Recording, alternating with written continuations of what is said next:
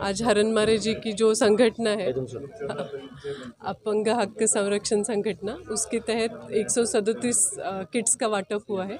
प्रतीकात्मक 7 किट हमने दिया है, बाकी सब हमने किट देखा है, ऐसा नहीं है कि देखा नहीं है, बट वो सब बाद में डिस्ट्रीब्यूट होगा।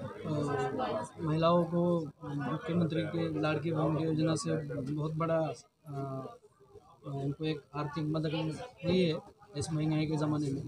महाराष्ट्र सरकार अभी भारतीय जनता पार्टी की शिवसेना की है, और कर्नाटक में जैसे लाइट 200 यूनिट तक फ्री है, दिल्ली में केजरीवाल 200 यूनिट फ्री है, राजस्थान में भी फ्री है। महाराष्ट्र में ऐसा हो नहीं सकता क्या कि गोर गरीबों को 200 यूनिट फ्री लाइट मिले?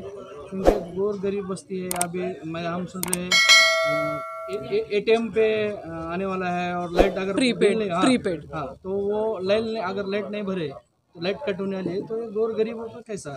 थोड़ा सरकार से आप महाराष्ट्र के मुख्यमंत्री हो, फडणवीस साहब हो, आप एक राय रखिए कि महाराष्ट्र को भी गोर गरीब जो है 200 यूनिट के अंदर। आपकी बात मैं देवेंद्र भाऊ तक ज़रूर पहुंचाऊंगी, बट मैं आपको आपके माध्यम से ये रिक्वेस्ट करूंगी कि आपको देवेंद्र भाऊ के पीछे भारी भरकम बहुमत लाना पड़ेगा। ये बात भी बहुत बड़ी मुश्किल वाली बात नहीं है। अच्छी बात है, लेकिन जनता क्या चाह रही है कि लोगों का काम हो। ये बहुत बड़ी स्कीम है, ऐसा नहीं है, ये मामूली बात नहीं है। लेकिन अगर लाइट फ्री होगी, सोने पे सुहागा, तो और अच्छा होगा। क्यों नहीं? बिल्कुल भारतीय जनता पार्टी के साथ रहेंगे, लोगों का काम करेंगे, तो बिल्कुल जरूर हम देवेंद्र भाऊ के कान पे ये बात जरूर डालेंगे। ऑलरेडी मला श्री हरणमारेजी आणि मुन्नाभाई या दोघांच्या निमंत्रणावरून आज आपण सकाळी इथे आम्ही आलेलो आहोत। माझ्या समवेत आमचे बंधू श्री सुधीरजी आहेत, सुधीरजी धोतेकर, शिवासिंग सिसोदिया, श्रीराम कुलकर्णीजी, पृथ्वीसिंग बायस, अनंत कोरेजी, व्यंकटेश कुलकर्णीजी, महत्त्वाचं म्हणजे ज्यांनी सूत्रसंचालन करतायत ते बोरगावकर सर, सर्व माझ्या माता भगिनींना आज डबल आनंद आहे आपल्याला। कशाचा आहे सांगा बरं? लाडकी बहीण। हां, काल लाडकी बहीणचे पैसे आलेत की नाही? हां, फॉर्म भरलेत, सगळे पैसे आलेत? ज्यांचे नाही आले 1-2 दिवसात येतील। राखी पौर्णिमेच्या आधी आपल्याला देवेंद्र भाऊ आपली लाडक्या बहिणीची भेट पाठवणार आहेत। काही जणांना आलेले पण आहेत। त्याच्याबरोबरच आपल्याला भांड्याचे किट पण वाटत आहे। तुमचे इथे मुन्ना भाऊ आणि हरणमारेजी हे दोघं मिळून तुम्हाला सरकारने पाठवलेले हे जे किट्स आहेत ते वाटपाचा कार्यक्रम आहे। खरं म्हणजे आम्ही महिलांना माहेरच्या गोष्टींचं फार कौतुक असतंय की नाही? हो की नाही? मग आपल्यासाठी भांडे कोण देते? आपले आई वडील देतात की नाही? असं भांड्याचं किट कधी येतं? लग्नाच्या वेळी येतं आपल्या। त्याच्यानंतर पैसे आपल्याला असं महिन्याला खर्चायला आपण लहान असताना आई वडीलच देतात, पण आता आपल्यासाठी देवेंद्रजी, आपले मुख्यमंत्री एकनाथराव शिंदेजी आणि दुसरे उपमुख्यमंत्री अजित पवार दादा, ह्या सगळ्यांनी मिळून आपल्या सर्व बहिणींसाठी ह्या वेगवेगळ्या योजना केलेल्या आहेत। आपल्याला काय करायचंय?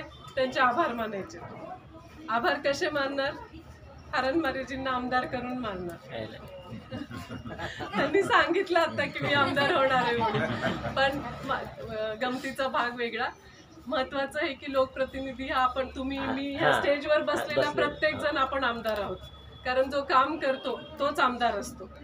काम न करणारा आमदार असणं म्हणजे ते थोडंसं वेगळं वाटतंय, ते दिवसाला रात्र म्हणल्यासारखं होते। कारण आमदार म्हणा किंवा तुमचे लोकप्रतिनिधी म्हणा, हे तुमच्यासाठी असतात, तुमचं काम करण्यासाठी असतात, आणि ते करत नाहीत म्हणून कदाचित मुन्नाभाईंना दर 2 दिवसाला मुंबईला पळावं लागतंय। मला तरी मागे हात धरून अब्दुल सत्तार साहेबांकडे घेऊन गेले। तुमच्या वेगवेगळ्या विषयासाठी सत्तार साहेबांच्याकडे आपले जे मंत्री आहेत अब्दुल सत्तार, आणि मुन्नाभाईंची इतकी कोशिश असते की मला पूर्ण वेळ ते सांगत होते की ताई ह्या 5-6 गोष्टी आहेत आमच्या समाजासाठी कराव्या लागणार आहेत म्हणून। मला वाटतं त्या 5 मधल्या 5 करण्याची ताकद मुन्नाभाई यांच्याकडे, कारण ते फॉलोअप घेतात। त्याच्यानंतर विषय हरणमारेजींचा, माझा प्रवेश झाला भाजपात आणि त्याच्यानंतर लगेच ईद होती। मला वाटतं मी पहिलं घर रियाज भाईच्या घरी पहिल्यांदा गेलो आम्ही, आणि त्याच्यानंतर दुसरं हरणमारेंच्याकडे गेलो होतो। सांगण्याचा भावार्थ आहे की त्यांनी सांगितलं की आम्ही फॅमिली आहोत, आणि खऱ्यानेच चाकूरकर परिवार हा वेगवेगळ्या जात धर्म पक्ष कधीच आडवा आला नाही। आणि पुढंही झालं तर तुम्हाला निश्चिंत राहा की कुठल्याही कामात आपल्यामध्ये जात धर्म येणार नाही, पण तुम्हीही कुठल्याही भूलथापाला बळी पडू नका, कारण समाजात वेगवेगळ्या लोकांमध्ये फूट पाडण्याची एक मोठी शक्ती कार्यरत होते. आणि आपण मतदान करत असताना एक जात एक पात म्हणून करतो. भांडी देताना सरकार असं म्हणत नाही की हा ह्या जातीचा आहे तो त्या जातीचा आहे म्हणून. लाडक्या बहिणीमध्ये मुख्यमंत्र्यांनी म्हटलं नाही की ही बहीण ह्या जातीची ती बहीण त्या जातीची. मग आपण आपल्याला फायदा हा सगळ्यांना मिळतो, तर आपण मतदान करताना सुद्धा विचार करून करायला पाहिजे. आपले लोकप्रतिनिधी आपल्यासाठी हक्कानी काम करतील, जे आपल्याला अवेलेबल असतील अशा लोकांसोबत आपण राहायला पाहिजे.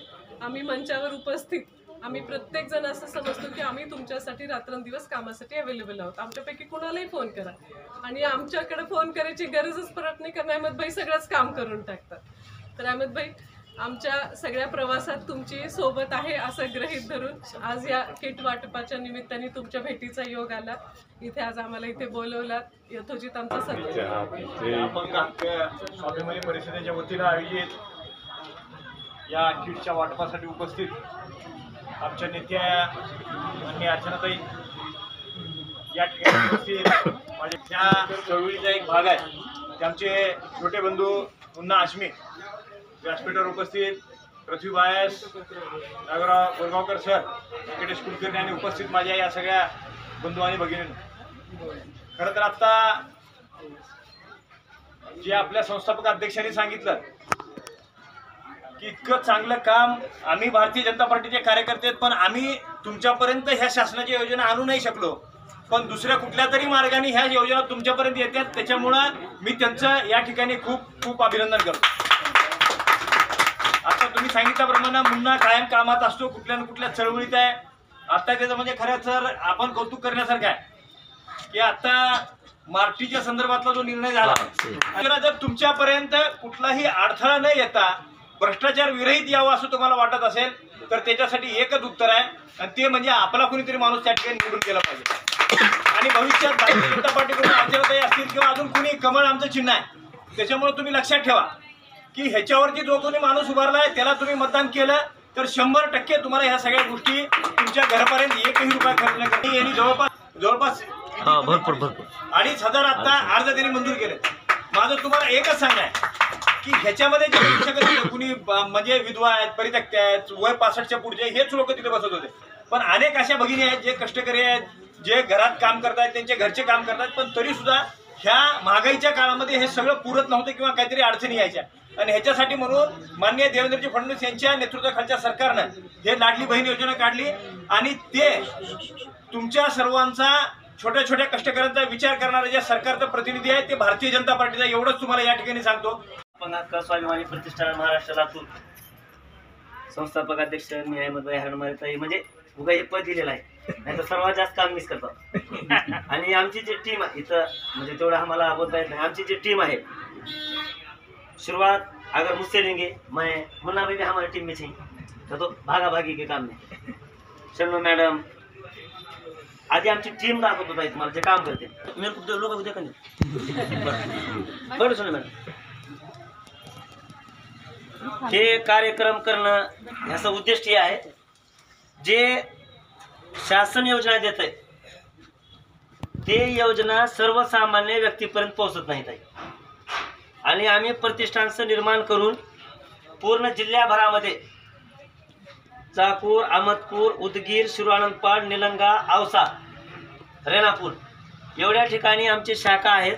आणि जिल्ह्याभरात 25 ते 30 हजार लोक आमच्या संस्थेपासून 100% समाधानकारक आहेत.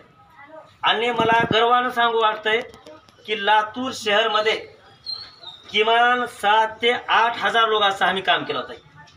त्याच्यामध्ये दिव्यांग आले, अपंग आले, विधवा महिला आले, ज्येष्ठ नागरिक आले आणि कामगार आले. आता अडचणची गोष्ट अशी आहे की जे गव्हर्नमेंट भरपूर योजना देतं शासनाला हे सर्वसामान्य व्यक्तीला.